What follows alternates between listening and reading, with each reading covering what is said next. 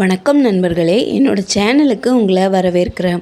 பேரறிஞர் அண்ணாதுரை அவர்களின் செவ்வாழை அப்படிங்கிற சிறுகதையை பற்றி தான் நம்ம பார்த்துட்ருக்கோம். முதல் பாகத்தோட தொடர்ச்சி தான் இந்த காணொளி.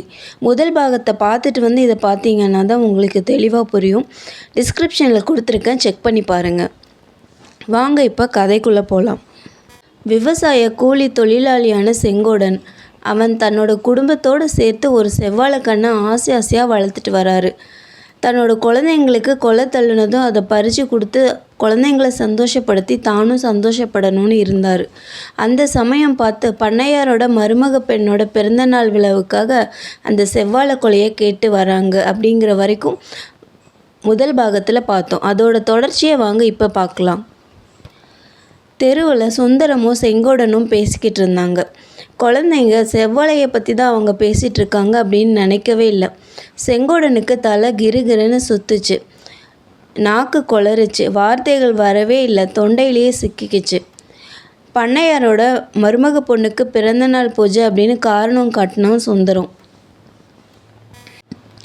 என்ன செய்வான் செங்கோடன்? அவனால் என்ன சொல்ல முடியும்? அவன் மனசில் வாழையோடு சேர்ந்து வளர்ந்த ஆசை, அவன் குழந்தைங்களோட நாக்கில் நீர் ஊற செஞ்ச ஆசை, இன்றைக்கி நாளைக்குன்னு சமயம் பார்த்துட்டு இருந்த ஆவல், அதையெல்லாம் எதை தான் அவனால் சொல்ல முடியும்? கேட்குறவர் பண்ணையாராச்சே. எவ்வளவு அல்பண்டா! வாழைக்குலையை அவர் வாயை திறந்த உன்னா ஒரு பொருட்டாக மதித்து கேட்டு அனுப்புனா முடியாதுன்னு நீ சொல்லிடுவியா? அவரோட உப்பை தின்னு பிழைக்கிறவனுக்கு இவ்வளவு நன்றி கேட்டத்தனமா? கேவலம் ஒரு வாழைக்குலை, அவரோட அந்தஸ்துக்கு இதெல்லாம் ஒரு பிரமாதமா அப்படின்னு ஊராரெலாம் ஏசுகிற மாதிரி அவன் கண்ணுக்கு தெரியுது. அப்பா, ஆசை காட்டி இப்படி மோசம் பண்ணாத. நான் கூட தான் தண்ணீர் விட்டேன், மாடு மிதிக்காமல் பார்த்துக்கிட்டேன். செவ்வாழை ரொம்ப ருசியாக இருக்கும், கல்கண்டு மாதிரி இருக்கும், நீ தானப்பா என்கிட்ட சொன்ன. அப்பா, தங்கச்சிக்கு கூட இந்த பழம்னா அவ்வளோ உசுறு. மரத்தை அண்ணாந்து பார்க்கும்போதே நாக்கில் எச்சி ஊறும். எங்களுக்கு தர்றதா சொல்லிட்டு இப்படி ஏமாத்துறையே. நாங்கள் என்னப்பா உன்னை காசு கொடுத்து கடையில் திராட்சை கமலாவாக வாங்கி தர சொன்னோம்? நம்ம கொள்ளையில் நாம் வளர்த்ததுலையா அந்த செவ்வாழை அப்படின்னு அழுக்குறலோடு கேட்குற குழந்தைங்களை இப்படி தவிக்க பண்ணுறியே, நியாயமா அப்படின்னு கோபத்தோடு கேட்குற மனைவியையும் அவன் மணக்கன் முன்னாடி தெரிஞ்சாங்க. எதிரில் நிற்கிறவரோ பண்ணை கணக்கு பிள்ளை. அருவா இருக்கும் இடத்துக்கு போனாவன். அப்பா கொலையை வெட்ட போகிறாரு அப்படின்னு குழந்தைங்கள்லாம் சந்தோஷமாக ஆனந்த கூச்சலிட்டு குதூகலிச்சிட்டு இருந்தாங்க. செங்கோடனோட கண்களில் நீர் துளி கிளம்பிச்சு. கொலையை வெட்டுனான், உள்ளே கொண்டு வந்தான், அருவாளை கீழே போட்டான். கொலையை கீழே வைப்பா, தொட்டு பார்க்கலாம் அப்படின்னு குழந்தைங்க குதிச்சாங்க. கரியனோட முகத்தை தடவிக்கிட்டே செங்கோடன் சொன்னான், கண்ணு, இந்த கொலை நம்ம ஆண்டைக்கு வேணுமா? கொண்டு போகிறேன், அழாதீங்க. இன்னும் 1 மாதத்தில் பக்கத்து கண்ணு மரமாகி கொலை தள்ளும், அது உங்களுக்கு கட்டாயம் கொடுத்துடுறேன் சொல்லிட்டே திரும்பி பார்க்காம வீட்டை விட்டு போனான். குழந்தைங்களோட அழுகுரல் அவன் மனதை பிளக்கிறதுக்குள்ள செங்கோடன் குடிசை அன்னைக்கு போனோம் விழுந்த இடம் மாதிரி ஆயிடுச்சு. ராத்திரி ரொம்ப நேரம் கழித்து தான் செங்கோடனுக்கு வீட்டுக்கு வரவே தைரியம் வந்துச்சு. அழுத்து போன குழந்தைங்க தூங்கி இருந்தாங்க. அதை பார்த்து அவன் கண்ணில் குபுன்னு கண்ணீர் வந்துச்சு. தொடச்சிக்கிட்டு படுத்து பார்த்தான். தூக்கமே அவனுக்கு வரல.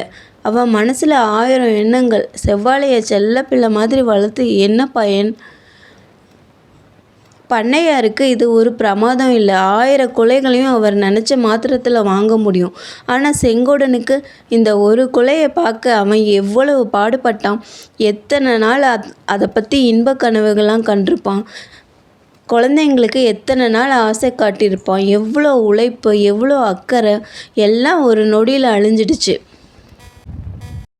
4 நாளைக்கு அப்புறம் வெள்ளித்தட்டில் ஒரு சீப்பு செவ்வாழை பழத்தை வச்சு எடுத்துக்கிட்டு அண்ணனோட நடந்த அழகு முத்து விஜயா அம்பிகை ஆலயத்துக்கு போனான். 4 நாள் சமாதானம் சொல்லியும் குழந்தைங்களோட குமுறல் ஓயவே இல்லை. கரியன் ஒரே பிடிவாதம் பிடிச்சான், ஒரு பழம் வேணும்னு. குப்பி ஒரு காலனாவை அவன்கிட்ட கொடுத்து போய் பழம் வாங்கிக்கோன்னு சொல்லி அனுப்புனான். கரியன் பறந்தோடுனான். கடையில் செவ்வாழை சீப்பு அழகாக தொங்கிட்டு இருந்துச்சு. கணக்கு பிள்ளை பண்ணை வீட்டில் இருந்து முன்னாடியே 4 சீப்பை எடுத்து கடைக்காரனுக்கு விற்றுட்டான். கரியன் போய் கடைக்காரன்கிட்ட பழம் கேட்டான். பழம் ஒரு அனாடா பயலே, காலனாவுக்கு செவ்வாழை கிடைக்குமா போடா அப்படின்னு விரட்டினான் கடைக்காரன். கரியனுக்கு தெரியுமா அவன் கொல்லையில் இருந்த செவ்வாழை இப்போ கடையில் அழகாக தொங்கிட்டு இருக்குன்னு சொல்லிட்டு. பாவம், எத்தனையோ நாள் அந்த சின்ன பையன் தண்ணீர் பாய்ச்சினா பழம் கிடைக்கும்னு சொல்லிட்டு. பழம் இருக்குது, ஆனால் கரியனுக்கு எட்டாத இடத்துல இருக்குது. கரியன் வறுத்த வேர்க்கடலையை வாங்கி கொறிச்சிக்கிட்டே வீட்டுக்கு வந்துட்டான். கொல்லைப்புறத்துலேருந்து வெளியே வந்தான் வாழை மரத்துண்டோட செங்கோடன்.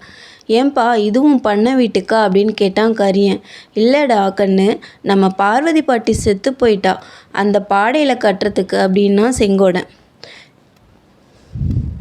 அலங்காரமான பாடையில் செவ்வாழை துண்டு, பாடையை சுற்றி அழுக்குறல்கள்.